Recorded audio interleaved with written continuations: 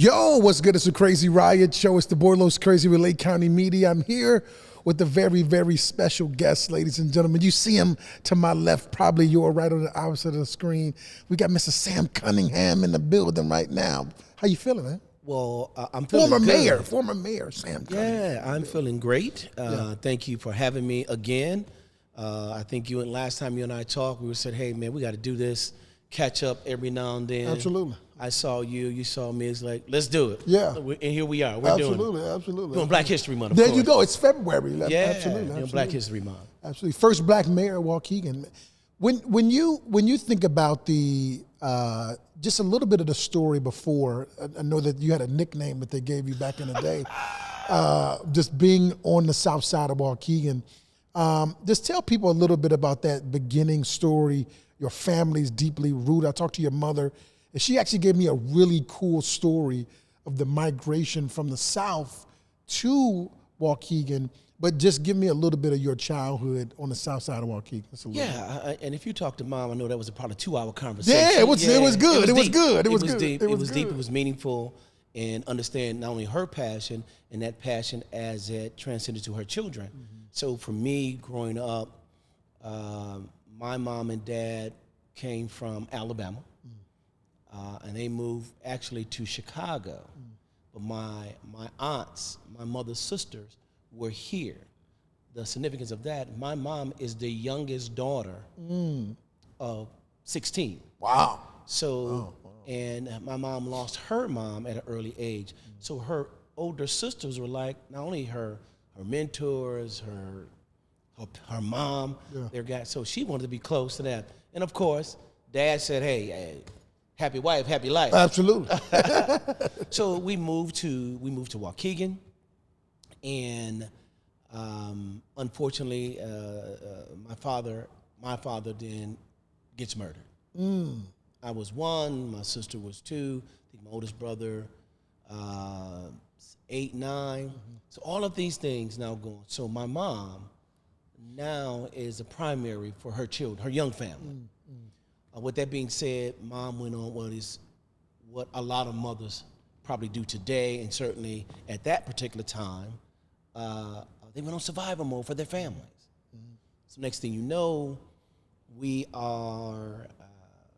living in this location, that location, ultimately ending up in the public housing, affectionately known as the projects. We started off on the Genesee side. It started, if I can remember, Genesee 575 1. We had to move because I was a little firebug. And from there we moved to upstairs at 575. Then ultimately most of my childhood was on the Utica side, now known as Martin Luther King. 575 apartment 7. And that's kind of where it all begins for me. I was pretty outgoing, certainly loved sports, and I always wanted to have some cash in my pocket. So I then took up being a paper boy. So I had the paper boy, and it was paper boy of the month now. Happy for that one. I don't know if you know Day Jones. You know Day Jones? No. David Jones, he called him Day for the West Side. Dave. I think Yes. if it's the same one, I don't know. It is. So Dady and I was on the south side, he was on the west side, and we became paper boys of the month together. Okay. So we got our pictures in the paper, we were there. Nice. And from there, I started helping moms put their groceries in the car. That was tip time. Yeah. So you had to position correctly, watermelons on the floor, heavier bags up front, yada, yada, yada, from a dime, a nickel, a quarter. From there, I moved to called the brush boy. So the brush boy is in the barber shop. When you get out of your chair, they brush the hair off your back. Well, that was me. Again, tipping. I'm in my sales mode. But most people remember me working at called Pete's Fruit Market. So Pete's Fruit Market was at 10th and Lewis, and it's where the Waukegan Fruit Market is today. So I was with Pete when I was age 13. So my life centered around, in the summer times, We open at 9, we close at 10, I'm there. Yeah. During the school year, I got up in the morning, went to school, played sports, at the fruit market to close. Pete or his wife Ellie would drop me off at home every evening. That lasted to my college years. Wow. Yeah, so that was where most of my time was. Nice. Unbeknownst to me, I was picking up what an entrepreneur was, what a businessman was, having money in your pocket. Yeah. And here is something I think you're very familiar with, if I can remember, young men and young ladies staying busy. Yeah. And I know you have your own story, but I can vividly remember you and Bobby with Troy. Yeah. This is the original. Yeah. Every day, all day, from practicing to performing. Absolutely. Keeping our young men and young ladies busy. Yeah. So if we're talking about how do we reduce crime in our neighborhood, here is one way. Yeah.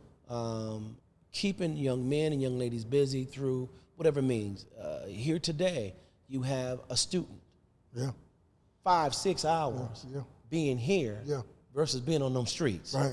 Right. Idle Minds, the Devil's Playground. Yeah. That was me. That's how I grew up in watching leaders, more specifically black leaders. But I want to use the word leader. Leader doesn't have agenda, a race. It has an individual who understands we are producing, nurturing, and hoping that we are going to have people going to take our spot. Yeah. That's what you're doing. Yeah. Who's going to be the next Crazy Ride show? Yeah. Who's going to be the next person who's at a press conference identifying and giving information to people who probably wouldn't normally get it until the last minute. Right. So that's kind of where I started. That's my humble beginnings. Yeah. That's a cool story. When I hear, again, I got to go back to your mom again because she gave me, I love history. I'm a history guy. I just ordered some pictures of this building, well, not this building, what was here before. Oh, whoa. So we'll put those pictures up in a crazy place. But she gave me such a vivid story of the South Side. And the families and the rich connection between all of them. I grew up in Chicago with that same kind of thing, but I didn't grow up in Chicago. I grew up in North Chicago at this point. I moved out here when I was about 9. But I remember the families. I remember the stories. Take me through a little bit of that history because I dream one day to shoot a documentary about the South Side, obviously call it The Set.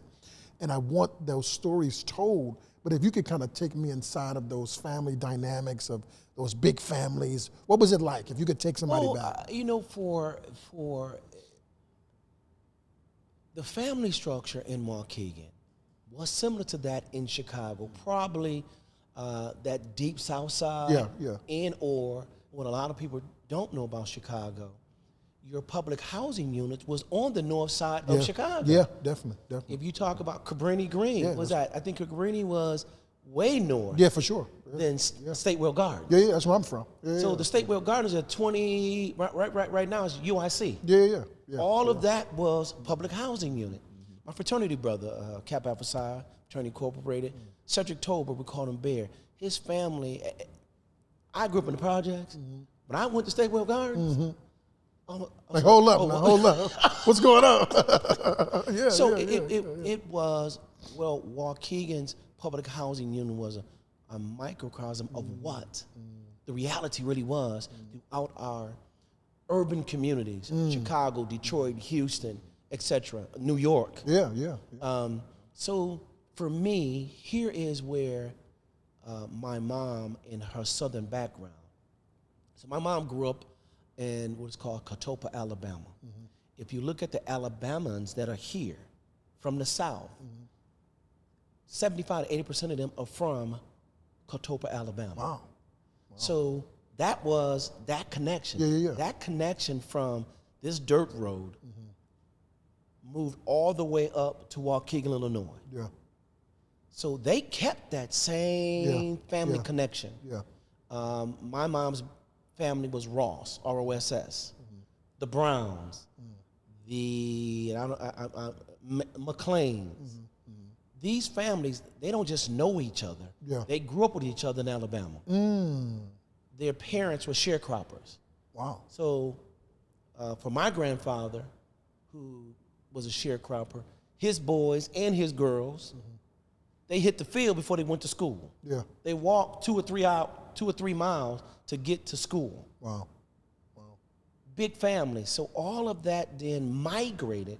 We call it the Great Migration from the Absolutely. south Absolutely. to the north. Absolutely. They migrated up here, and that family connection just got tighter.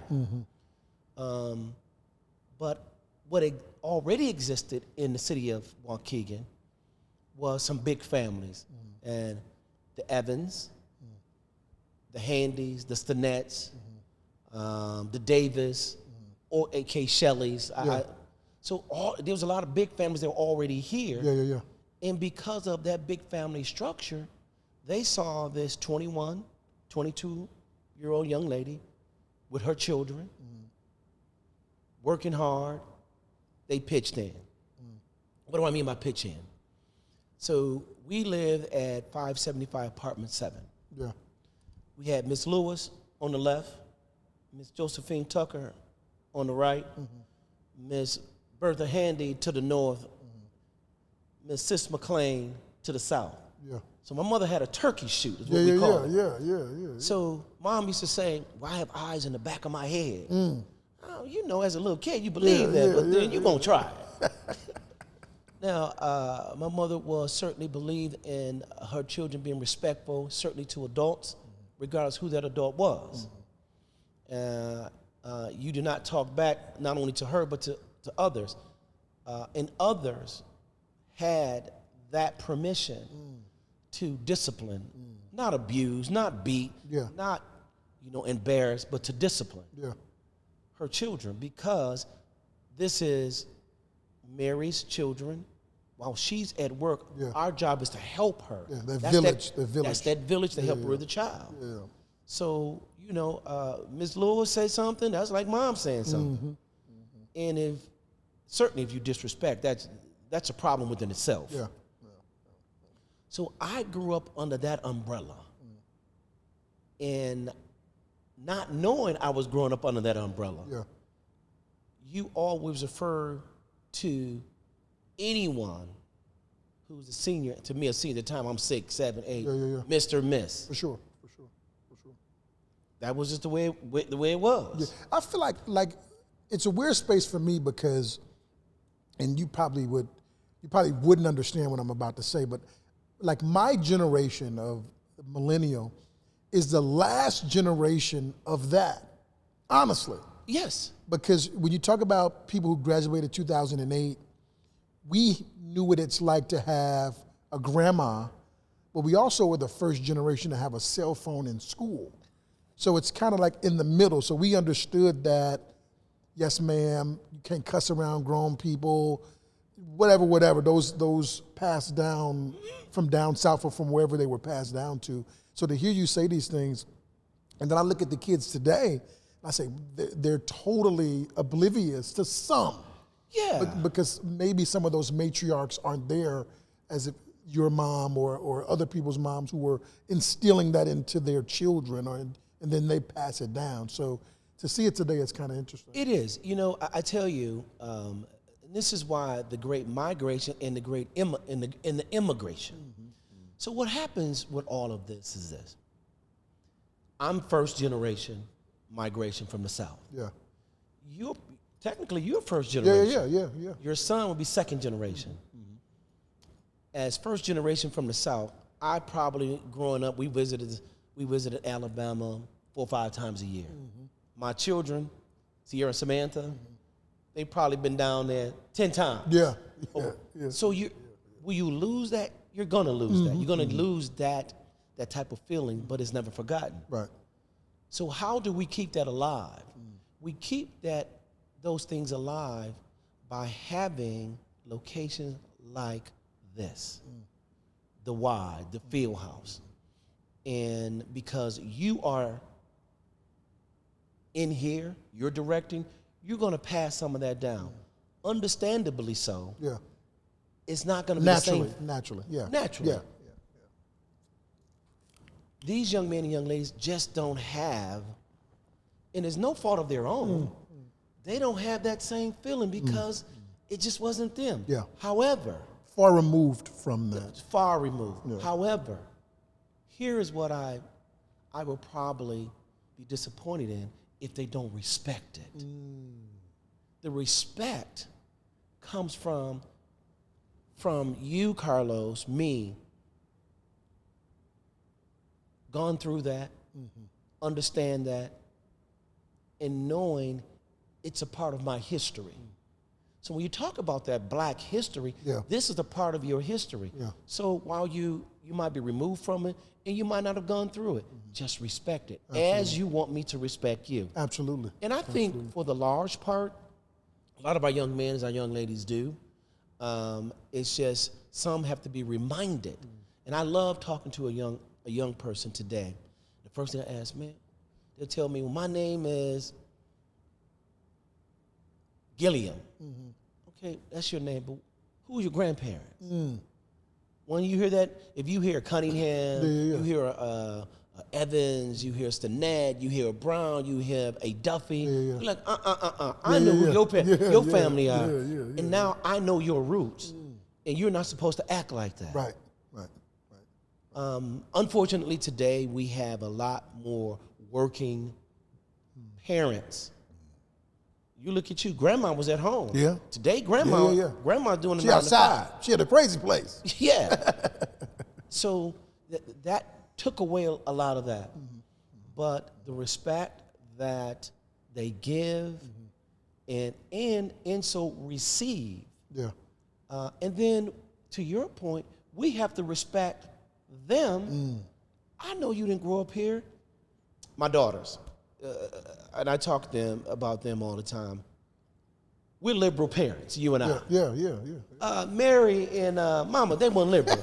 Then I tell you go sit down, then you sit better down. go sit down. Yeah. We're liberal. Dad, do I really have to go sit down right now? Okay, why don't you want to sit down? I want to go do this. Why do you want to do? I'm going to listen to you. Yeah. That's the liberalness of it. Yeah. So I respect that of them. But at the end of the day, we would always preference for Sierra and Samantha that at the end of the day, Mom and Dad still make the decisions. But we'll listen to We'll them. give you some latitude.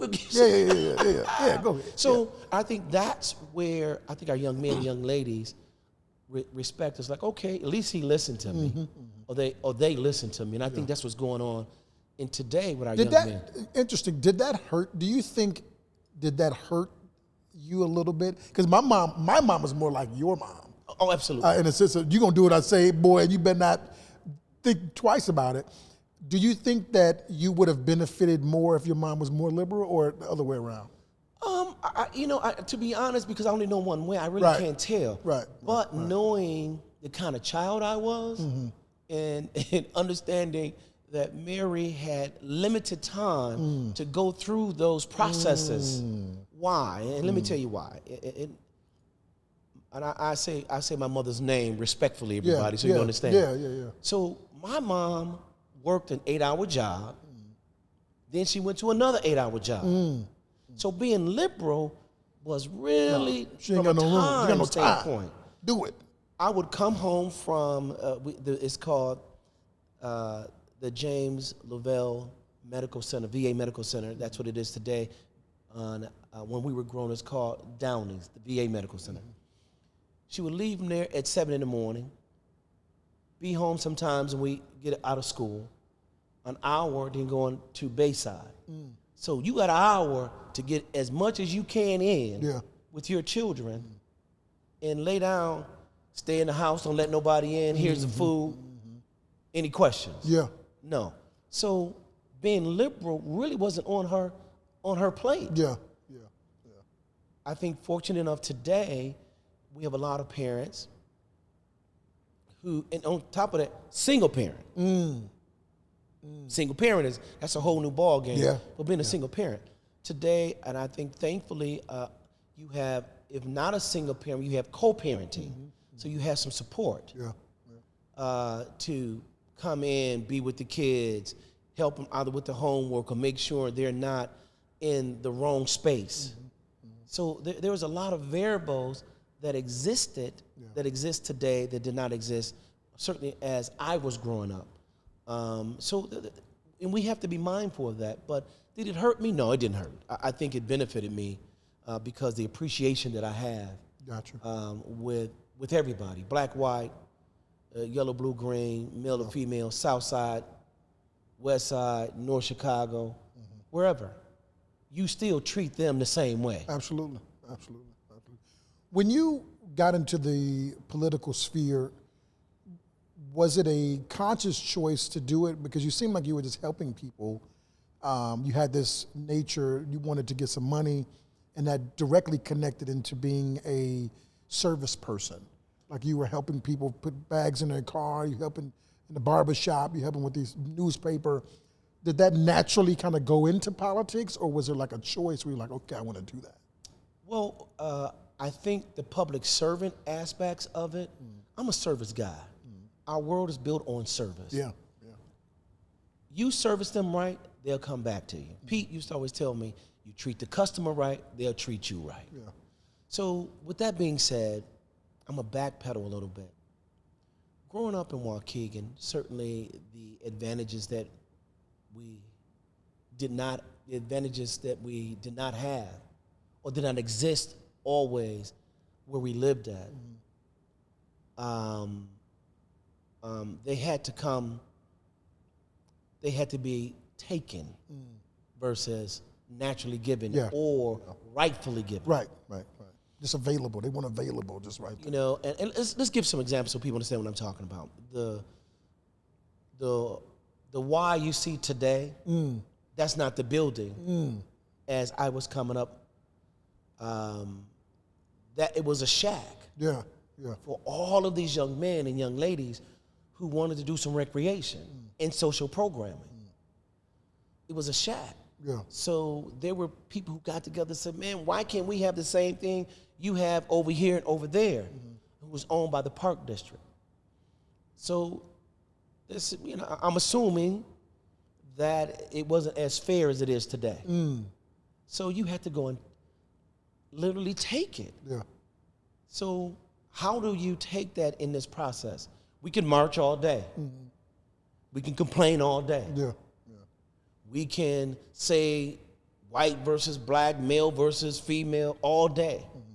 What changed the minds of leaders was through voting.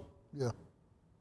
When African Americans started voting for the things they thought was important, not only to them and their families, then things began to change. Now you need a leader to lead that charge. Yeah. For me, during my era, it was this 5'11", close to 6 foot young man by the name of Robert Bob Evans. Bob Evans was an alderman, but understand, we did not have very many African Americans on the school board, the park board, township. So Bob was all of those voices for us. Wow. Certainly, as we've evolved today, we have representation who look like us, talk like us, come from where we come from, and understand the needs that the traditional family structure is not here. It could be a single parent mom. It could be a kid who's 17, 18, watching his younger siblings. He or she is the adult in the room. All of these things existed.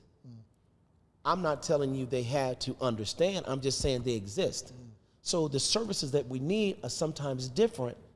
That happens on the northeast side of town than the southeast side of town. And if you don't understand that, then you will make decisions that does not reflect that. And that's why it's important to have us in these rooms. When I say us, blacks, Latinos, male, females, LGBTQ. When they're in the room at the table, so when an idea comes out, let's demolish that building. Whoa, man, if you're gonna demolish that building, you're gonna take the playground area away from young men and young ladies of about 3,000 people. Well, financially, that's the right thing to do. And it might be. But then if you're going to do that, what are you going to do to replace that? Well, we'll put them on the other side of town. Okay, that's fine. how are they going to get from point A to point B? Yeah. So all of these things need to be talked about, reviewed, assessed before we move forward. Yeah. But if you don't have individuals in the room who understand that, then you're going to make a decision that you're going to have to come back and change. Yeah. There's one thing about government that I know. Government is slow, and it's slow for a reason. It's definitely slow. Yeah. But it's slow for a reason because once it makes a decision, It's that. is it. Yeah. And you, as you know, Yeah. once they make it, it's hard to It's change. over. It's over. It's over. It's over. It's So, over. leading back to the original question, I just assumed that that's what I was supposed to do. Honestly, I was like, I thought everybody's supposed to get in and be an alderman and try to help out. But that's the public service side of me. Yeah. The politics of it is totally different. When did you learn that a public servant and a politician were different? Are they different? Yes, they're different. Okay. When did you find that out? Oh, my goodness. I realized that probably going into my second term as an alderman. The trick is to balance it out. There are some things you just can't politic out. Yeah. It's in there. It's in there. Yeah. So ultimately, we're public servants. We all are. And whether you want to call a Democrat, a Republican, independent, they're public servants. Yeah. The politics comes in when you're trying to help someone who doesn't understand that he or she are doing a public service. Let's give an example. You know, when the field house was built, Yeah. there was a lot of commotion that why is it being built? It's only built for the north side of people. Yeah. Black kids can't go over here. And then back then you had the huge immigration where you saw Latinos, primarily Mexicans coming in. Are they going to incorporate soccer? Are they going to incorporate basketball? Or is it just going to be for those people who are non-white? Well, luckily we had some voices on the board that says, no, here is what we're going to do. Yeah. What are ideas that you have? Well, understanding the Y is a social service organization. The Park District is a recreational. Right. So the Park District said, that's not part of our operation to be a social service. So what we'll do is provide recreational opportunities that exist for the entire Waukegan, and we'll be mindful of how we're going to do that. Yeah. We'll keep this building here. Yeah. We'll also have this building there, and it really worked out. But understand, you had those voices who were there. City Council. Look at today's City Council versus even when I came in. When I came in, it was Frank Harris and myself. Prior to that, it was Alderman Lucius Copeland and Frank Harris. Prior to that, it was just Bob Evans. Yeah. Wow. So we have evolved. Now we have African-American representation, Latino representation, Caucasian representation, female representation, all spectrums. Black female. Oh, yeah. Black female. So when you have an issue, we should be able to cover whatever demographics and whatever problem that exists throughout the city of Waukegan. And I think that's the evolution of where we're at today in Waukegan politics. I look at Waukegan as a big little city. Yes. Because the politics are really, really, they're big. It's big decisions, it's big money, it's big stuff that's happening. And you ushered in a huge project, bringing the casino to Waukegan. Do you think that it's, when you said your second term as an alderman, you ran into like, oh my God, this just isn't public serving, this is politics. When you were the mayor, was there also another level of culture shock? Yes. Okay, talk to me a little bit about that. You know, so being a mayor of a city, so from being an alderman, you are responsible for that ward. And your demographics, for me, then it was primarily African Americans and Latinos. Your demographics, your issues, things they face, was geared for there. Yeah. So I'm supposed to take all of that, bring it to council floor, so when decisions are made, I make sure that it doesn't interfere, hamper what the lifestyles of that ward is. Yeah. And every ward has the same thing. Yeah. But at the same time, my transition to really wanting to be mayor was, wow, what's really going on in my world is really a small fraction of what city government is all about. Wow. Wow. So being mayor, I had to now look at the entire city and the decisions, the planning that took place must include Everyone. aspect of the city of Waukegan. Yeah. So my high level is infrastructure. Infrastructure affects us all. Yeah. Every road, every sidewalk, every pole, every tree, that's everybody. Yeah. Water plant, public works, police, fire, that affects us all. So our planning, our development was based on how could we service each and every last one of these wards and the people along with the business and other business partners. How can we service them and be fair about it? Yeah. That was the transition for me. Like, Was it harder? Was it harder for you than you thought it was? Not really, because for me, running the city is an operations. Being a part of Enterprise Rent-A-Car, opening up 4 or 5 branches, certainly with Allstate Insurance, it's an operation. If you know operations, you know operations. Yeah. So the politics of it now was a little bit different. I might want to come out with a capital improvement plan and identify all the bad streets in that order, all the medium, and all the ones that are not so good. Well, politics may say, Mayor, you're going to do all my streets now because I produce the most votes in the city. We have to then dial that back a little bit and say, if we're going to be fair and equitable and make sure the city, your street will automatically be repaired, be repaved. The water, the sewer, the lead lines, all of those things will happen. And here's a plan to make that happen.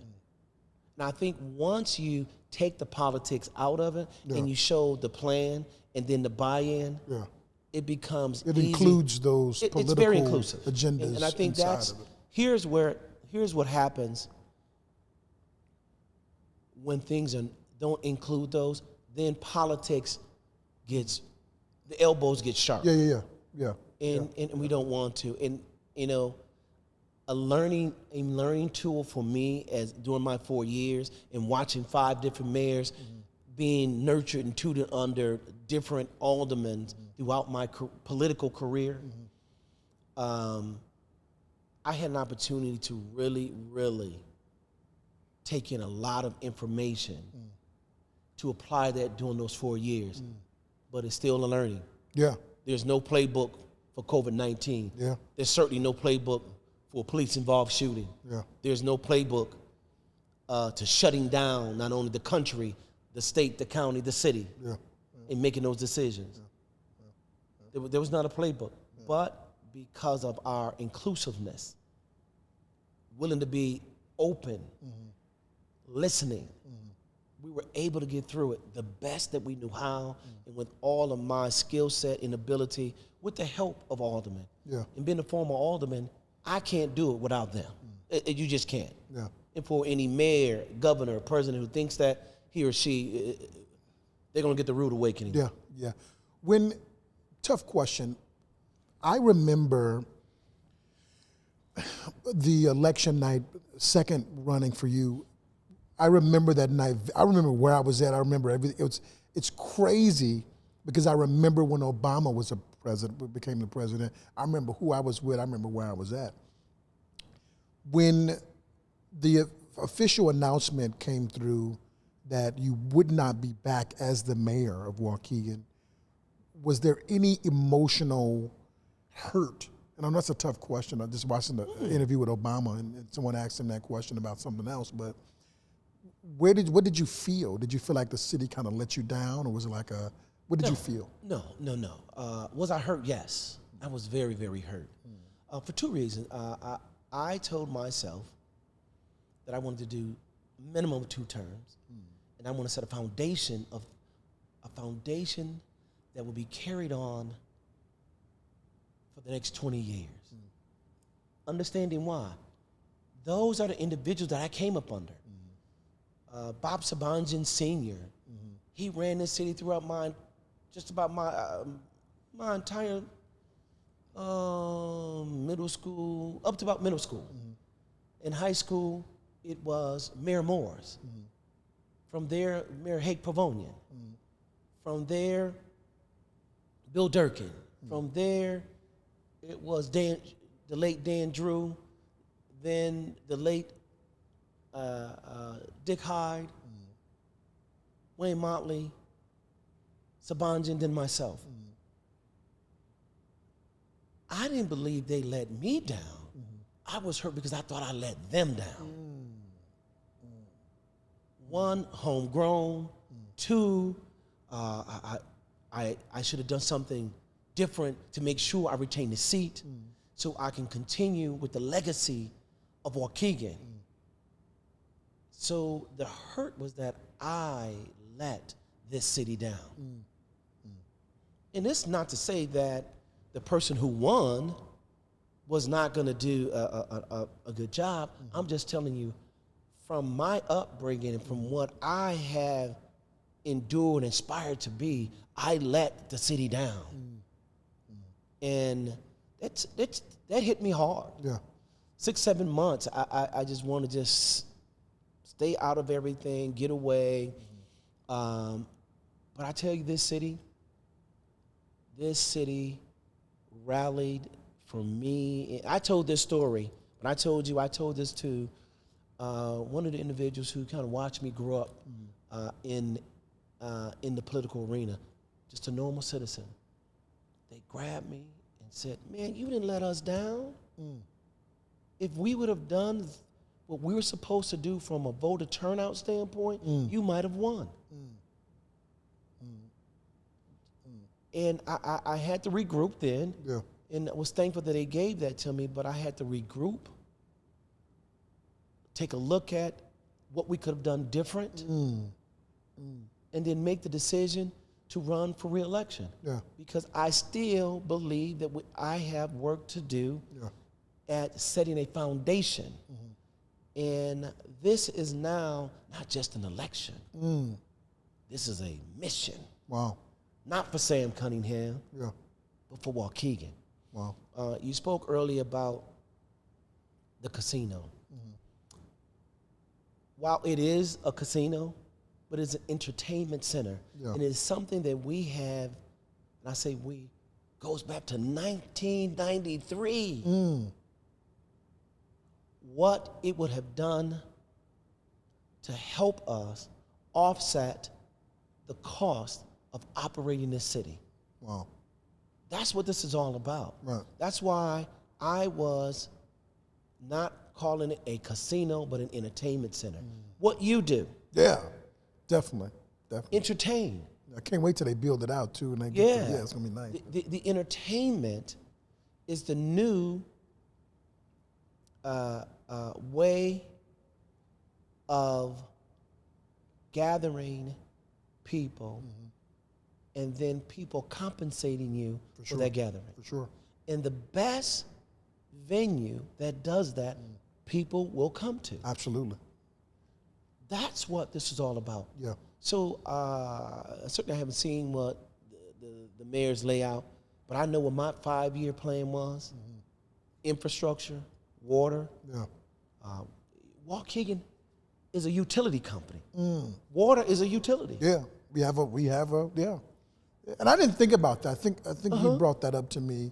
You kind of made it plain for me the last interview we did, where like I don't think about that. Like, I don't think about like water being something we have that other people don't have, because it's been a luxury that I've dealt with since I was in high school. So living on the shore of a lake is like cool. Second nature to you. Yeah, but you brought that out to me to say, well, this is a business. We can sell this product that is endless, and we can make a profit from it. I didn't really realize that until you brought that to my attention. Yeah, so, here it is. So Waukegan, first of all, we have a 100-year-old water plant. Known facts. I was the chairman of the St. Louis, of the water services throughout the world. Wow. So, Great Lakes, here's how important the Great Lakes is to America and then to the country. 92% of the fresh water in the world is Great Lakes. Wow. Wow. We have a water plant that we can pull from the Great Lakes. Right.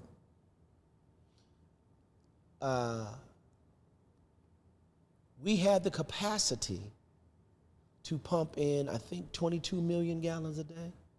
Wow. We only need roughly 11 million for Waukegan in its current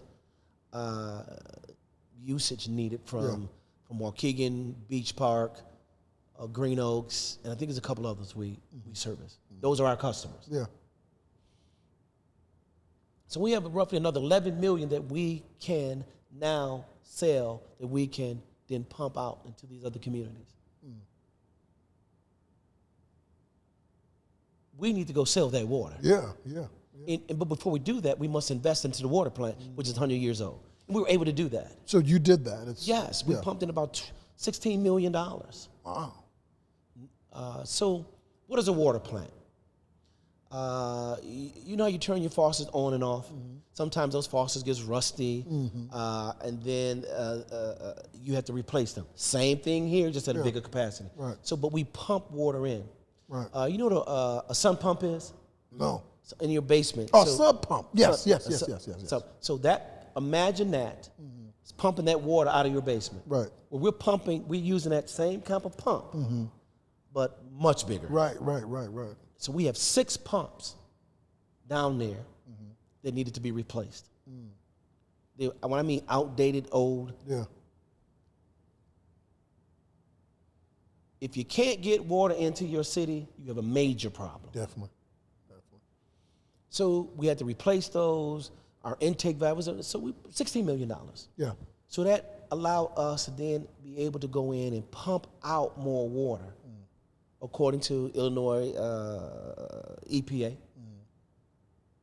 All of those standards, test the water, all that. So we do that.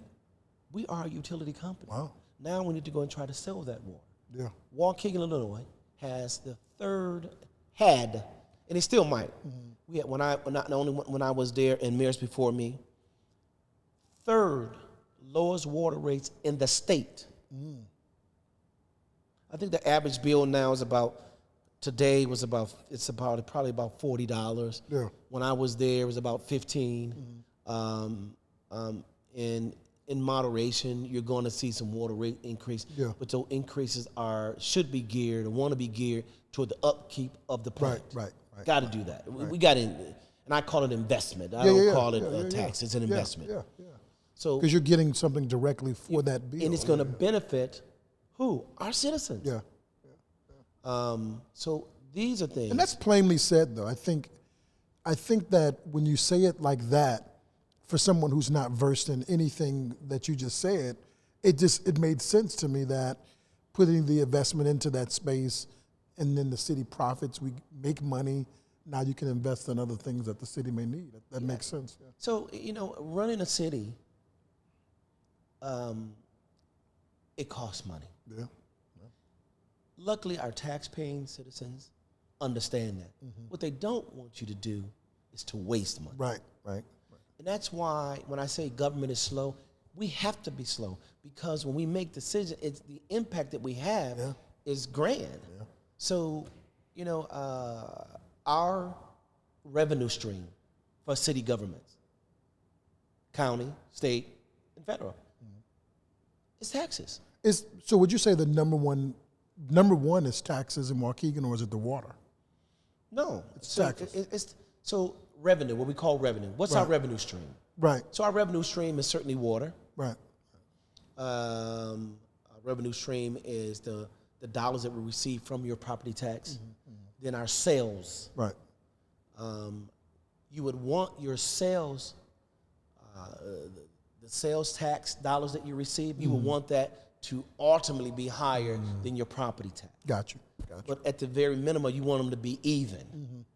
In the city of Gurnee, who's very fortunate that they run their city primarily on their sales tax. Yeah. I don't even It's think so much business, right? they have so much commerce that is there. And that's why cities, states, and county governments are looking for your sales tax dollars to and companies to come in and have their home place be Waukegan, be North Chicago, be Zion, etc. Well, you know, Mayor, I think, and I'll give you a little bit of my opinion. I think that the city of Waukegan, even while you were the mayor, I think you guys and still do a horrible job at marketing. Only because it may be just a new thing, I don't know. But to your point, that if I'm, as a city, market the businesses that are there, help market, I think that it ultimately helps the city. I agree. Recently, I just said this to the current administration that, you know, you guys have an opportunity to help businesses, but that ultimately helps the city. Yes. And you know, I got a little backlash from that, but I felt like someone needs to be a part of it needs to be like a marketing group in the city. And it is. Shout out to Jane Ferry, shout out to Motley, David Motley. I think they do a great job in PR. Difference. But we need a marketing group for the city of Waukegan because it's so much cool stuff here that I think we do a good job at marketing, but the city, it's a big thing. You know? So, and it's funny you say that because my background is marketing, and I totally agree with you. Yeah. We don't tell our own story. That's it. We allow others to tell our story, and when they tell our story, they tell it wrong. Definitely. So one of the things in talking to our PR team, which is Dave and Jane, they're not good, they're amazing. They're amazing. And what they do, these two individuals are amazing. For two people to do that job, it's unbelievable. And I'm like, you need help. Seriously. One of the things that increased his budget. Mayor, he says, Mayor, we need to be a part of the Lake County tourism. Do it. First of all, that's a decision I need for my HR director to make. I'm not HR, my PR director to make it. Leaders, true leaders, give his team the tools to be successful and remove the barriers. That's part of my job. Yeah. While letting everybody know, stay in your lane. Police, you're not fired. Don't tell police. Don't tell the fire department how to put out a fire. Fire, don't tell the police how to police. Yeah. Stay in your lane. My job is to keep them in their lane. Right. David and James, they needed more people. Definitely. In their office. Definitely. To go out and do the things you're talking about. Yeah. For me, I need a person,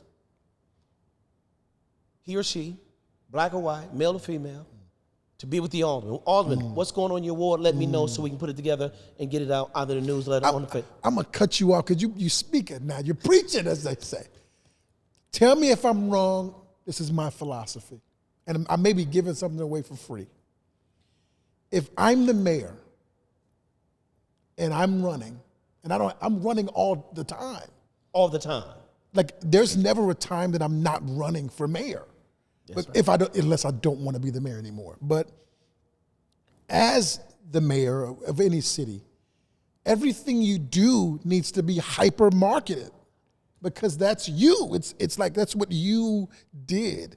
And I think that in the city of Waukegan we've seen kind of, I've seen you do it, and you're definitely doing it now for sure. You outside, as they say in the neighborhood. You outside for sure. But I think that when you get in that position, and it may be difficult to even be thinking about output as the mayor because you're bogged down with so much stuff. Is that what happens? That it's so much that's happening that you like, man, we ain't worried about no marketing right now? So now, during my 4 years, we have to understand the world shut down. That's true. I did not have a traditional. That's true. I did not have a traditional way of operating the city. That's true. Or happen to operate the city. Yeah. I think when I left, the new mayor came in with we were at $8 million deficit. I disagree with that, but if she said that's what it was, it's what it was. But the city was shut down. When the city shut down, there was no sales tax coming in. We shut down. Yeah. So every pop you drink, every plate you eat at, every room you sleep in, those are sales tax dollars. Right. That wasn't happening. So I had to manage and lead through unconventional, unscripted. Which Dwayne Springs always points out. Shout out to Springs. No one, there wasn't a playbook, not only for me as mayor, for any mayor. Yeah. For any governor, for any president. So that was highly unusual, highly different. But fact of the matter is, I was criticized one time. Look at him, he's just in taking pictures. I'm supposed to take pictures. Yeah. I'm supposed to be the face of Waukegan, Illinois. When I go to Libertyville, I'm taking a picture with, I'm in Libertyville promoting Waukegan. If I'm in DC meeting with, the Speaker of the House, the Vice President, or whomever, I'm representing Waukegan, Illinois, and I'm supposed to. And that's not me bragging on myself or trying to promote myself. I am Waukegan. The current mayor is Waukegan. Let me say this to you. When you go someplace and you say something foul, what the hell I say? City of Waukegan mayor. They don't say Ann or Sam or Motley or Sabanja. City of Waukegan mayor. That's why when I talk to young men and young ladies, particularly playing sports, when you go and represent, you representing Waukegan. Act, walk, talk like you're representing Waukegan. Absolutely. You asked me earlier, what was new? That was new. Mayor, you're Waukegan now, man. You're the guy. You're the guy. Yeah.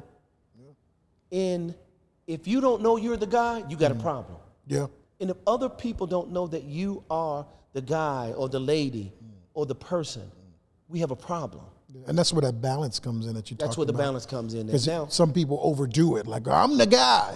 But then some people are like, well, I don't know if I am the guy, No, but you got to have a balance, like you said. There must be a balance. And there's a humanistic side of being a leader. I'll give you an example, and one you might be familiar with. So, 200 North Green Bay Road. I totally said, business owner, probably know what's going on, got this, whatever, this notice. They understand. That's not my problem. Because they understand. The human side says, man, what's going on? Let's find out what's going on. Let's take a look at that. How can we help? And sometimes we have to have a human side of being a leader. And with so many different things going on, you can't lose that. So if I had to say, what could I do better? Understanding those dynamics or making sure my team understand that dynamics. And I'll give you another example. There was a situation where one of our sewer lines had broke on the ravine. In order to repair the ravine, we had to go inside this person's garage. Somehow the garage was built on top of our line. So they came back and said, Mayor, we might have to buy this house. I said, that's not our problem. Go fix it, Mayor, we might have to buy this house.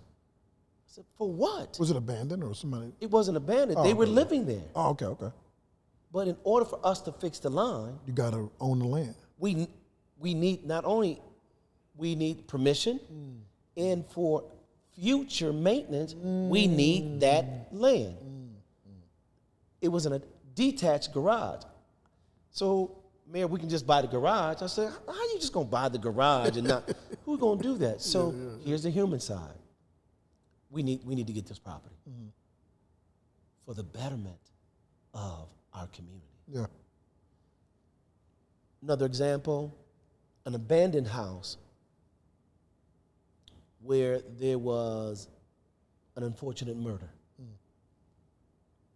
It had been abandoned for 5 years, and it was just a nuisance in the area. Mayor, we need to get this house. It's a substandard lot. Let's buy it, divide the lot up, and give it to the neighbors. Sounds good. Yeah. So, okay, let's go. There was some opposition.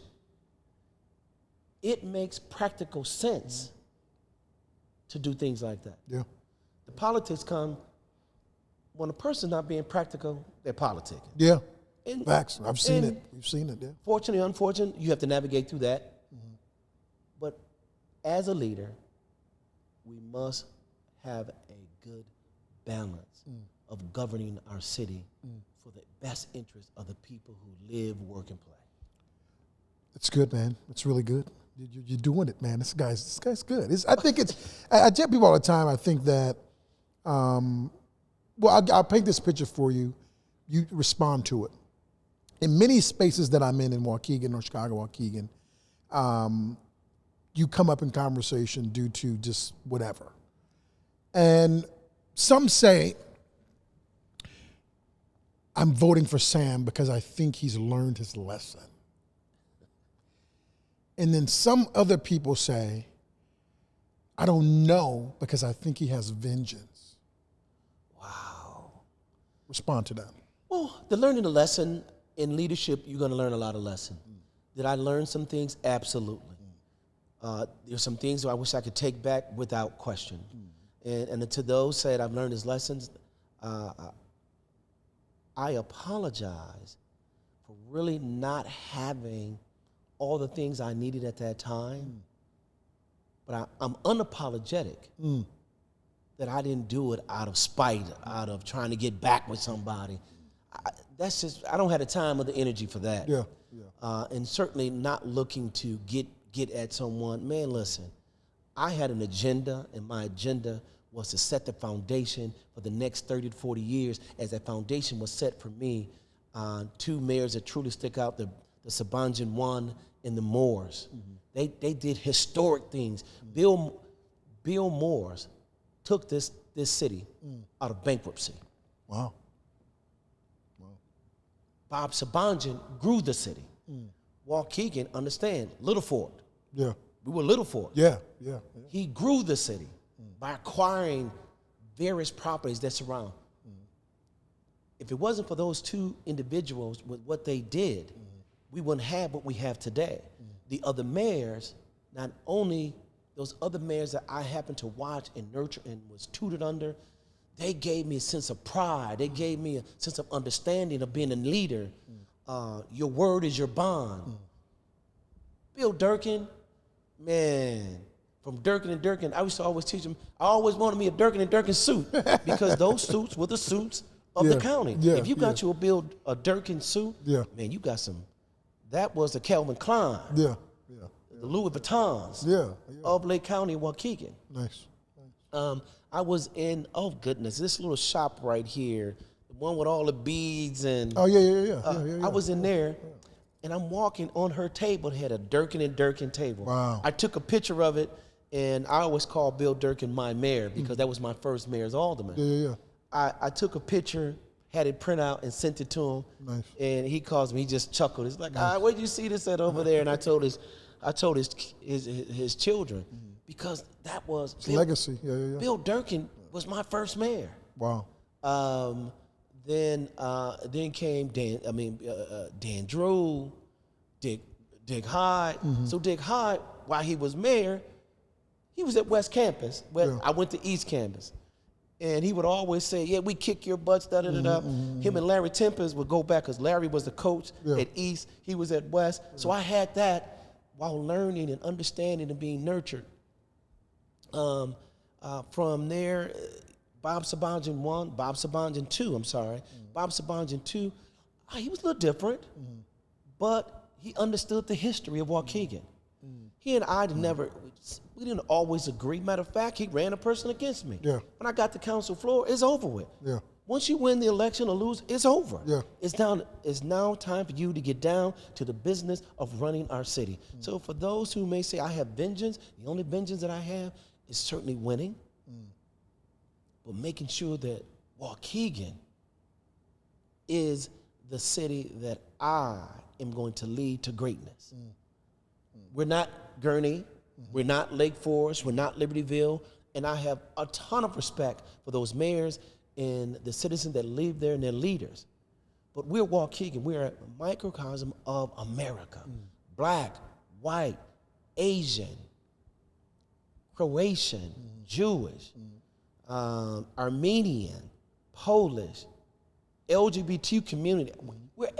Our soup is, this is a good soup, man. Yeah. It's a good soup. Yeah. Put a little cornbread with it. Yeah.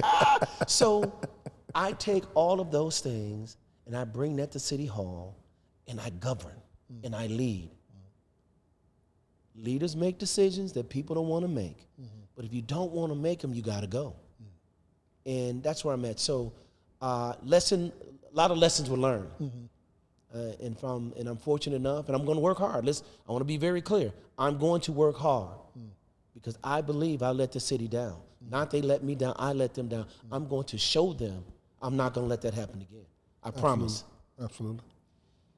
I think it's the best way to end this interview, man. I think that was really good, man. It is, I appreciate you coming through as always. I hope that I know that the citizens received a good show today. I think this was a great show.